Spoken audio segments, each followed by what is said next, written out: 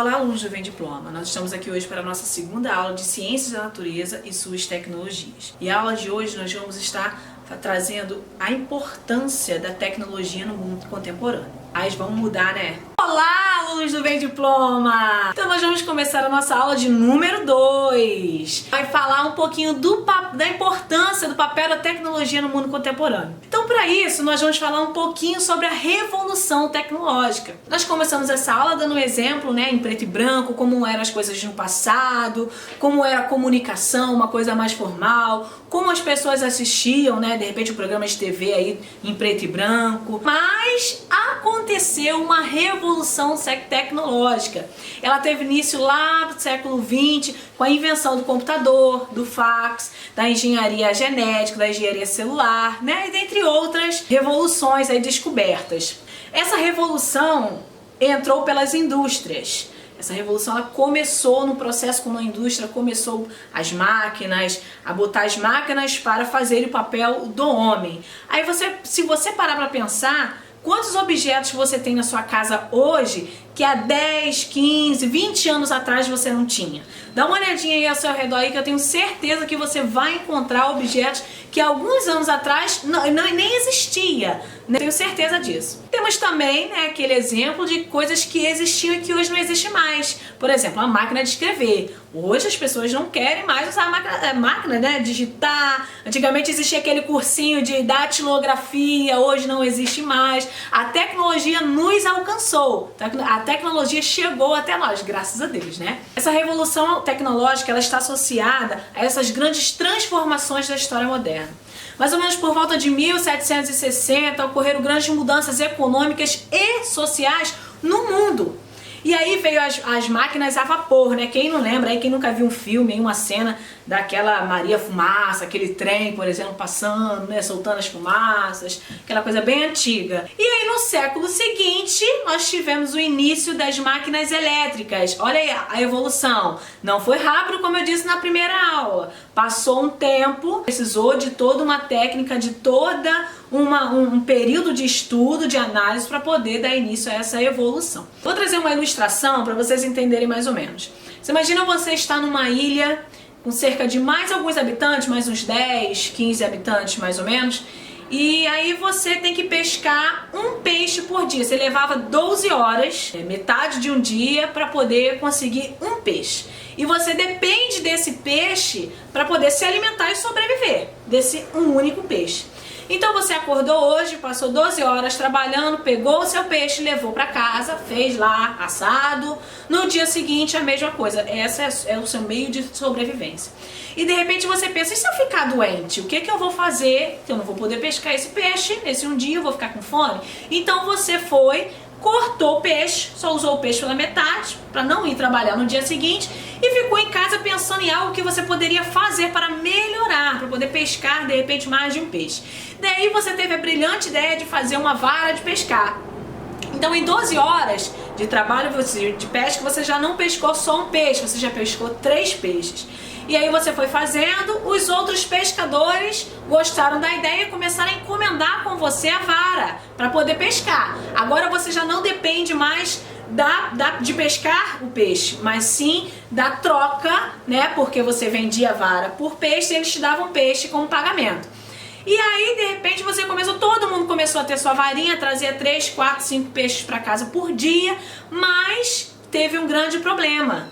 Você agora não tem onde armazenar todos esses peixes. O que você faria nessa situação? Você pode ver nessa história que o que o pescador fez? Ele teve que se sacrificar um dia, ficou sem uma alimentação aí direito, vamos dizer assim, para poder ter tempo para inventar algo, né, para que pudesse facilitar a vida dele. Foi quando ele inventou a vara de pescar. Só que isso lhe trouxe esse problema, a quantidade de peixe na ilha sem ter um local apropriado para o armazenamento. Logo, ele teve que inovar e pensar em outra forma. Então ele teve que parar mais uma vez. Então as mudanças tecnológicas, elas vão acontecendo de acordo com a nossa necessidade. Hoje, essa capacidade de mudança é tão forte que o momento pelo qual estamos passando é conhecido como a era da informação. Tudo vem chegando a nós de uma forma absurdamente rápida.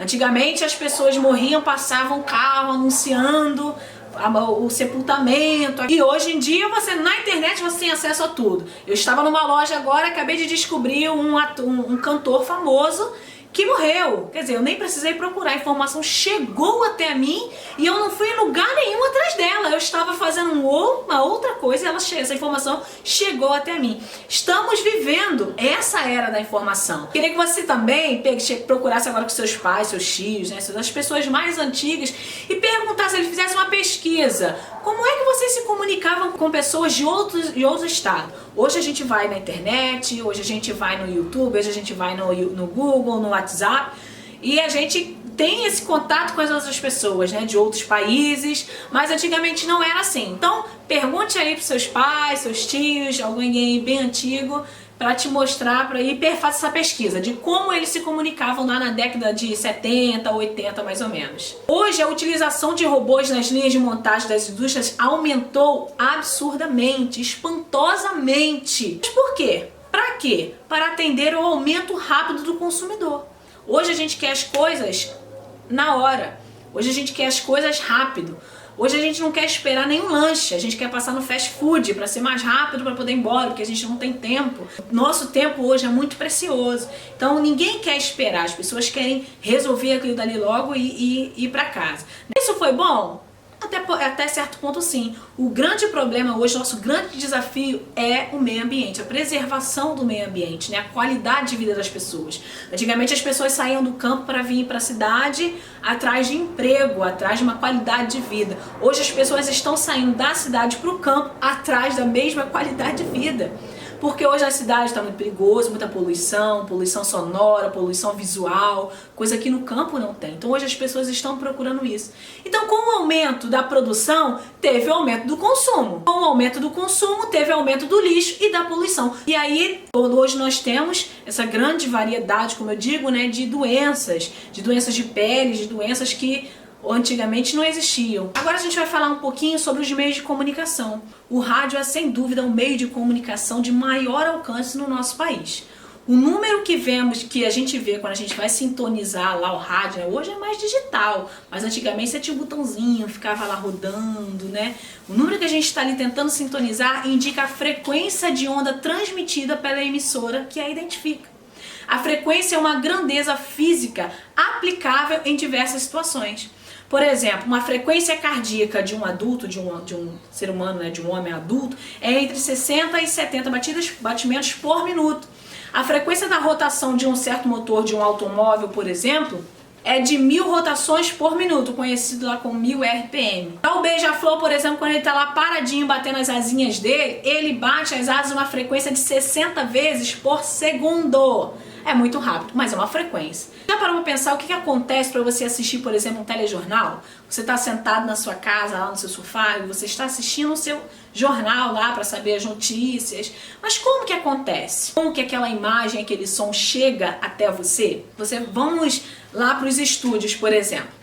No estúdio, a luz e o som são captados por uma câmera e um microfone, como eu estou aqui com vocês, sendo convertidos em correntes elétricas que são transformados em sinais que são carregados pelas ondas eletromagnéticas na sua frequência característica. Essas ondas são captadas pelas antenas dos aparelhos receptores de televisão, que separam os sinais e os convertem em correntes elétricas novamente. Ao percorrer os circuitos internos de receptores, essas correntes elétricas são amplificadas para produzir som e imagem e chegar até você. Olha o caminho que ela faz. Ela sai do estúdio, captado pela imagem, pela câmera e pelo microfone, vai, né, em onde vai lá para a antena, para o satélite, dessa antena que manda para a gente. Vou estar disponibilizando essa imagem para você entender.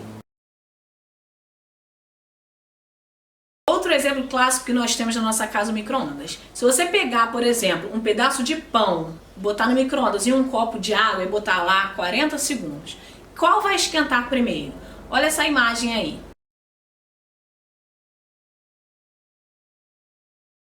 Então você vai ver aí que a água vai esquentar primeiro. Por que a água vai esquentar primeiro? Você botar uma quantidade grande de água, um pedacinho de pão.